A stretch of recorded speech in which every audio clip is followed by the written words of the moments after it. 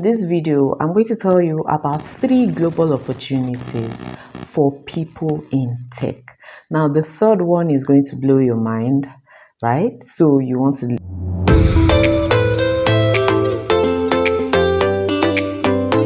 watch this video till the end. My name is Olubumi and I want to welcome you specially to my YouTube channel. If this is your first time, you're welcome.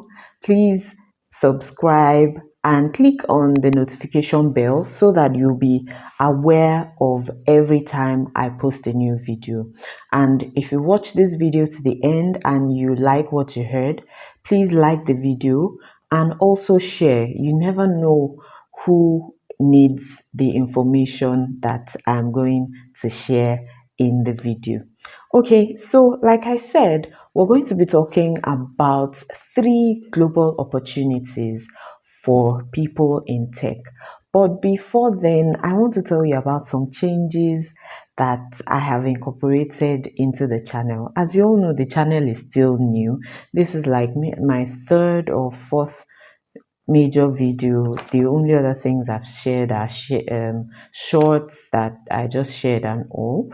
So I decided to post twice a week. God help me. I decided to post twice a week on Tuesdays and on Fridays. So Tuesdays will be Techie Tuesdays, where I share tips on tech and tips on how to use tech to improve your business productivity or to improve your career or it's life in general. Okay, I'll also be talking about apps that can help you, do things better and easier. Okay, so that will be Techie Tuesdays. Fridays will be Freestyle Fridays.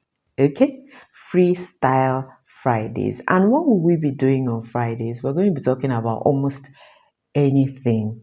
So be ready for anything on Fridays. It's not business as usual. So I could talk about faith, I could talk about fun, I could talk about fashion, beauty, I could talk about family, talk about a lot of things. So Friday is uncensored, Friday is style Fridays. Okay, so if these sound like things that you would like to watch and hear more of, please subscribe and tell everybody to tell everybody to subscribe. Right.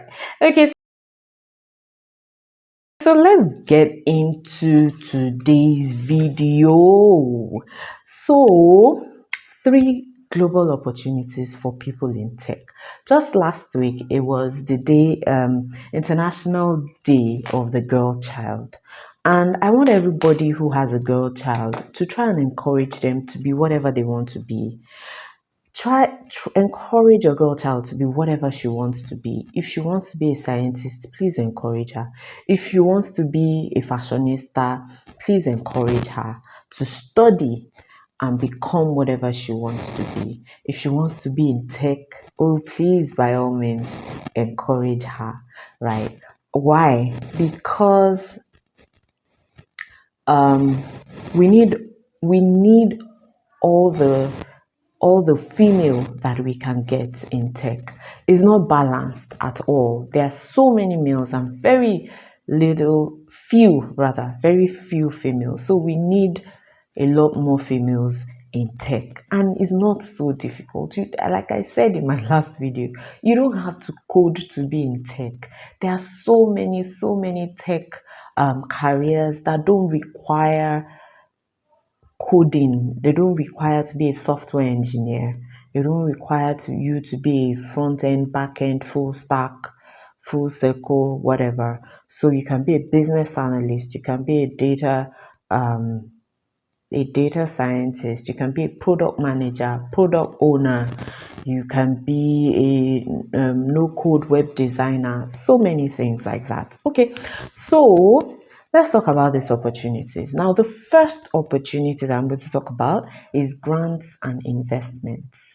See, everybody knows that tech is the present and the future of the world. It's not even a Nigerian thing. It's not an American thing. It's not a UK thing. It's not a China thing. Is the present and the future of the world. That's tech, right? So people are pumping money into tech. There are so many grants flying around now. You can combine agric with technology. If you can combine health with technology, if you can combine accounting, financial management with technology, whatever it is that you're doing right now can be combined with technology. We have fintech, we have agri-tech, we have climate tech, we have edu-tech, we have health tech. And there are grants flying around for all of this. Okay, there are grants and there are investors. Okay, so there's a difference rather. For grants are like seed capital that you don't pay back, and you can get a grant as a profit making business or a non-profit. So for profits making businesses and non-profits, you can check websites like Opportunities for Africans. You can check websites like Funds for NGOs. You can for non-profits, there's actually one going on right now. The Act Foundation funding cycle just started, I think, yesterday. So if you're a non-profit and you're in edutech, you're in health tech, and I think climate, I'm not sure. You can just check their websites. I'll put a link to these sites in the description. Okay, now for investors, so what investors do is they pump money into your business for equity, so they get a part of that business. You can check Y Combinator, Startup Grind, VC for Africa, VC for A. There are several websites like that and several investor websites. And then there are accelerators that will take your tech startup in, and then you go through a level of training, and then they give you some funding or investment. So, and these are not even limited to Nigeria. So you get investments and grants from all over the world.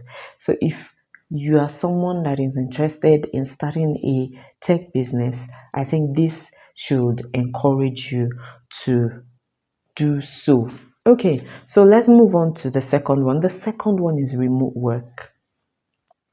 As somebody who is in the tech industry, it's so much easier to work from home. Most tech companies now allow remote working, and some even across borders, right? So you can be here in Nigeria and you're working for a business in the US. You're in Nigeria working for a business in the UK. You're in Nigeria working for a business in Canada, as long as you can cope with the time difference. But it's easier to work with businesses in the UK, the UK region, because our time is kind of like the same, 1 hour, 2 hours different. There are so many websites again where you can get this, and you can also even start your own freelancing business. So you can either start your freelancing business, or you join freelancing websites, or you apply for and get a remote job. Okay, now for freelancing, you start your freelancing business. This is what I did, right? I started a freelancing website design and digital strategy business, and designed a website for it, and then I started marketing it, and I I I I have clients in Nigeria, in Canada, in the UK. I've had a client even from Australia, okay, because I have my own freelancing agency. Now, there are freelancing websites that you can join, that you post your experience, your expertise, and then you bid for work. So you have sites like Upwork, like Fiverr, like Welovenocode. So those are sites where freelancers can get freelancing opportunities. Okay. And then you have the remote job websites like We Work Remotely, Remote Woman, Indeed, Total Jobs, and there's one for UK, OTA, that's OTTA. I'll also link those ones in the description box. So you can apply for work. Now, not all of them will you be able to apply for if you're not in that country. So, for example, some jobs will say remote in the US, some will say remote in the UK, some will say remote in Canada, but you can search and filter for remote anywhere. There are jobs like that that will be remote anywhere, and you're here in Nigeria, you're earning your pounds, your dollars, your whatever currency it is that they spend in the country where the company you're working for is. So that's another global opportunity for you if you're in tech or you're thinking about getting into tech. Now, the third one and the last one, which well, it's not like it's the last one, that's the last one I'm sharing with you today, and I know that it will be interesting to quite a number of people because of the time and season that we're in Nigeria right now, and it is global relocation opportunity. Okay, tech gives you an opportunity to relocate, and not relocate um, to get low skilled work, right? So, for example, Canada has um, a tech visa thing where if you get a job, they have all these countries, they have like low shortage skills, right? So they have these jobs, but they don't have people in their countries that can fill the jobs. So they now put it out as low shortage skills, and then they take licenses to employ people from outside of their countries who can do these jobs. So I know that Canada has that kind of visa. What you need to do is go to the Canada job site, look for jobs, especially if you can code really, you will get those jobs, apply. When you apply, the if the country has LMI, I don't know, they will be able to employ and sponsor your visa. And these are not jobs that you earn small money. They are jobs that there's a minimum amount they can even pay you. The government has made it so that such that there's a minimum amount that they can pay you as that kind of skilled worker. Canada has it, and then I know that Australia, I'm sure of UK. I know about Australia, and I think New Zealand have the global talent visa. The global talent visa is a visa where you, as a tech person, well, it's not for everybody though. It's for people who are in tech and some other career paths, but I'm going to focus on tech.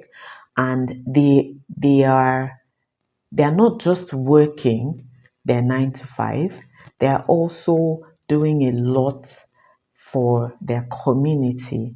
Okay, so for you to, for example, the UK Tech Nation visa, that's what it's called. It's Global Talent Visa, but if you're in digital technology, you have to be endorsed by Tech Nation.